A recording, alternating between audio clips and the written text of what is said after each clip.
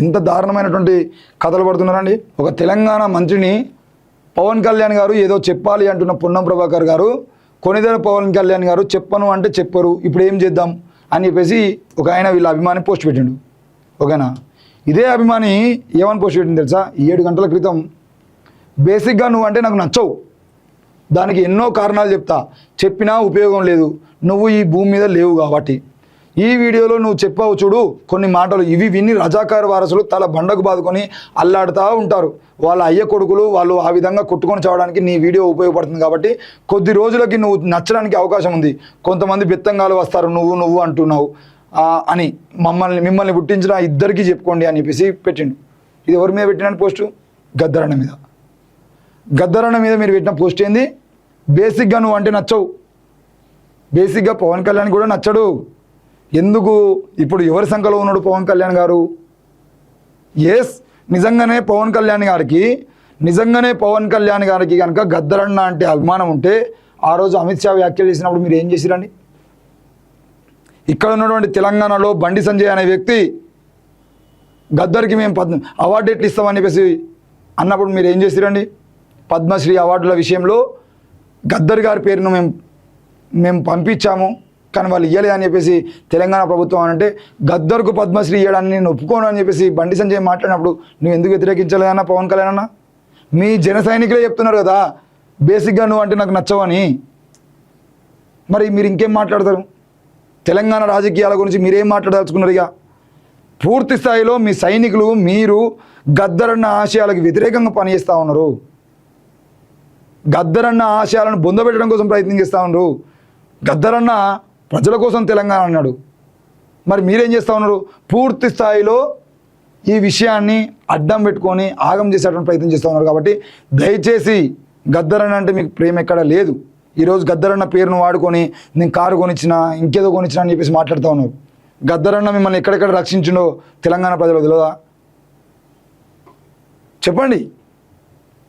మీరు తుపాకీ ఎప్పుడు ఇచ్చిరు అనే విషయం తెలంగాణ ప్రజలకు తెలుసు, ఆన్ రికార్డు ఉన్నాయి. ఇంకా మీరు ఎవరి చేతిలో ప్రాణాలు పోతాయని భయపడ్డప్పుడు గద్దరన్న మీకు ఏ సహాయం చేసిండో ఇవ్వలేదు కదా?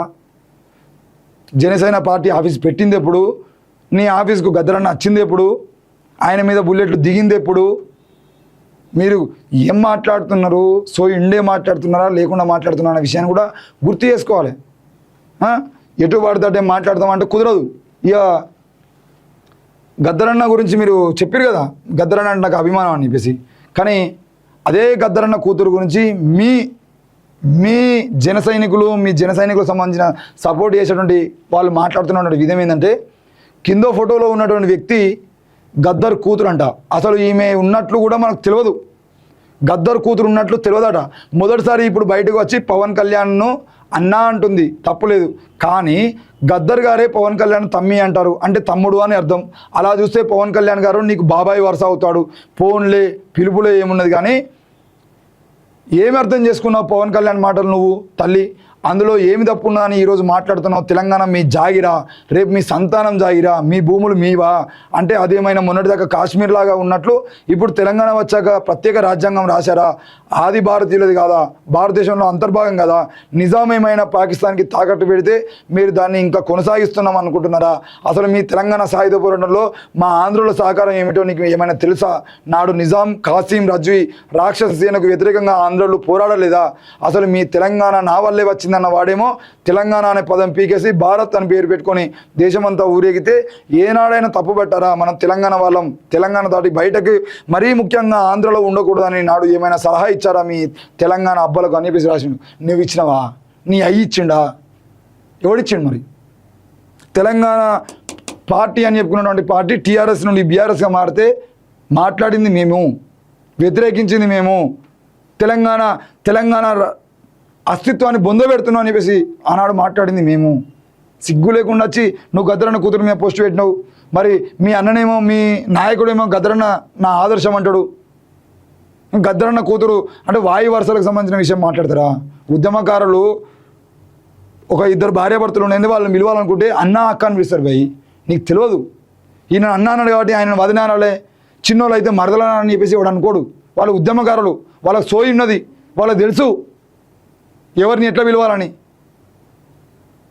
కనీసం ఏం తెలియకుండా నీ ఇష్టం ఉన్నట్టు మాట్లాడుతా అంటే ఇట్లా గద్దరన్న కూతురు మీద మీరు పోస్టులు పెడతారా?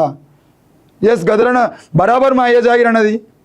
తెలంగాణ గద్దరన్న జాగిర్ కాదని చెప్పేసి మాట్లాడు. చెప్పాను నీ తెలంగాణ పవన్ కళ్యాణ్ స్టేట్మెంట్ ఇవ్వను. ఈ తెలంగాణ గద్దరన్న జాగిరి కాదా? పవన్ కళ్యాణ్ చెప్పమను. గద్దరన్న మా అయ్య కాదా? ఎస్, వెనెలకు అడుగుతుంది చెప్పమను. గద్దరన్న జాగిరు తెలంగాణ. ఎస్, తెలంగాణ విమలక్క జాగిరు. తెలంగాణ ఇక్కడ ఉన్నటువంటి ప్రతి ఒక్క ఉద్యమకారుని ఇక పేర్లు చెప్తే 1, 2 ఉండయి. వాళ్ళ జాగిరే తెలంగాణ. ఇది తెలంగాణ గూడ అంజన్న జాగిరు, తెలంగాణ అందశ్రీ జాగిరు, తెలంగాణ పూర్తి మారోజు వీరన్న జాగిరు, తెలంగాణ బెల్లి లలితక్క జాగిరి తెలంగాణ. మీ జాగిరి కాదు. ఎస్, మీరు ఈ మన జాగిరి అని అంటే రండి, మేము బెల్లి లలితక్క వారసులం, మారోజు వీరన్న వారసులం, మేము గద్దరన్న వారసులం. వాళ్ళని చంపడం కోసం కుట్రలు చేసినటువంటి దొంగ రాజకీయ నాయకులకు వ్యతిరేకంగా మేము పోరాటం చేస్తామని చెప్పేసి మాట్లాడరు. అప్పుడు కదా మీరు తెలంగాణ వారసులు అయ్యేది. సిగ్గు లేకుండా గద్దరన్న కూతురు మీద పోస్టులు పెట్టుకుంటూ ఏది బెదరితే అది మనం మాట్లాడదామంటే చూస్తే ఎవడు ఊరుకోరు. ఎవరన్నా కానివ్వండి. అది ఇక్కడోళ్ళనే విమర్శలు చేసినాం, మిమ్మల్ని ఏం కాదు.